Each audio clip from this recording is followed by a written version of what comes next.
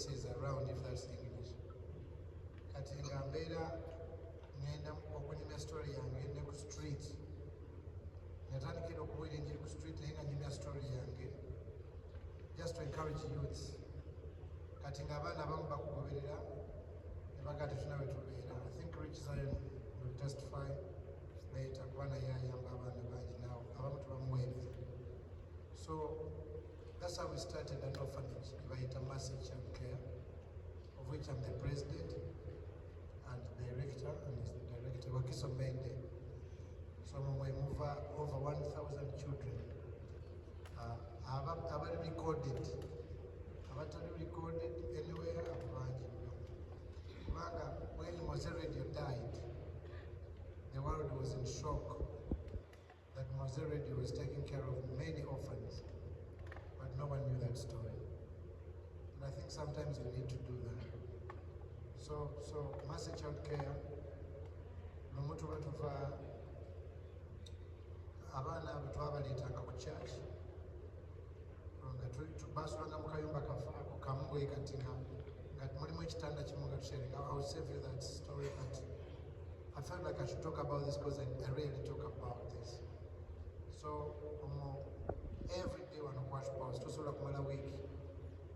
Dear our sponsors, you can't spend a week na tufunye mwana lubasonde mutoyi lwebasibye mukomera ng'akoye.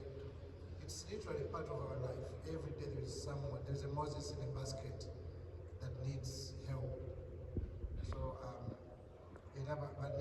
Starbucks, Starbucks, we need your help because you are our neighbors. Kati abaana lumu tubatubaleeta ku church batwabajjanga eri Wakiso babiranga mayumba gaffe paka ne twafuna their own place. Lumu balenyumiza mwami jepe, lumu baali baddayo nga batambira ku boda, ekimotoka ne kikuba engombe nnyo, omwana omu n'atya n'abuuka ku boda ne kimuyitawo.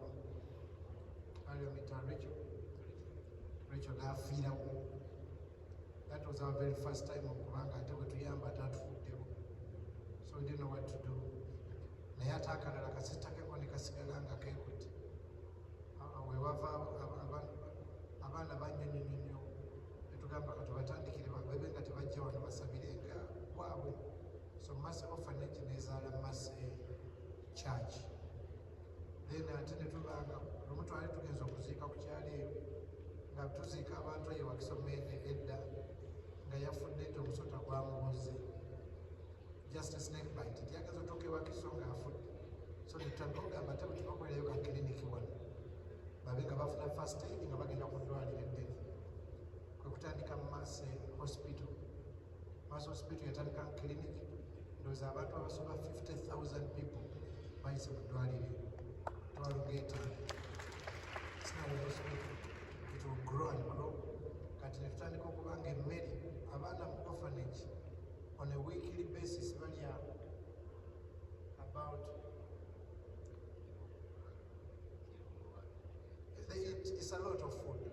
So kwe kutandika our own farm, kwe kutandika Mercy Farms.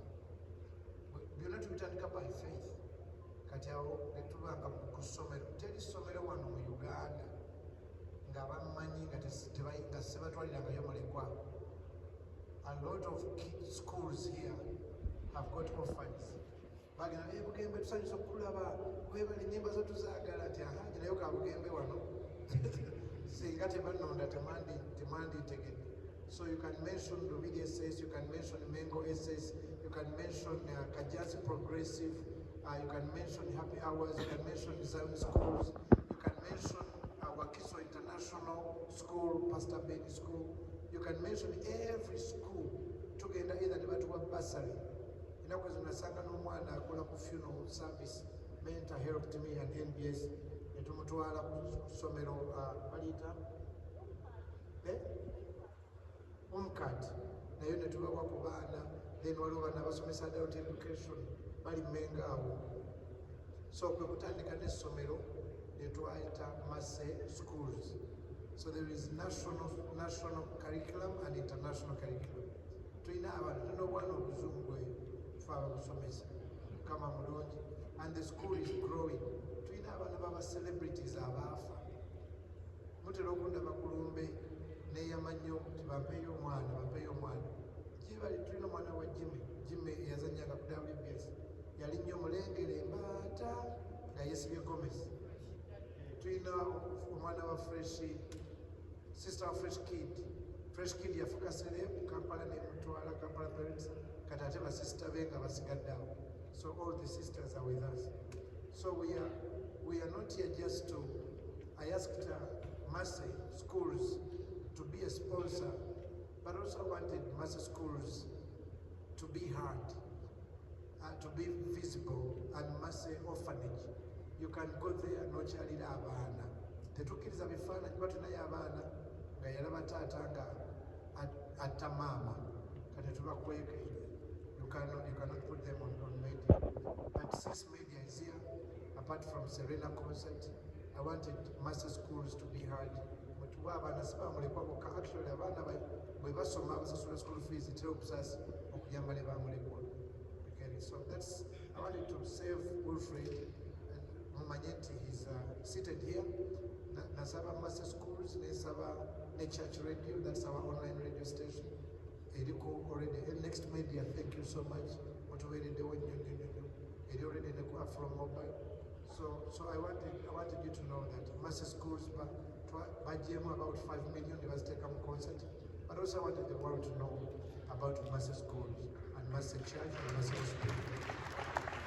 Thank you.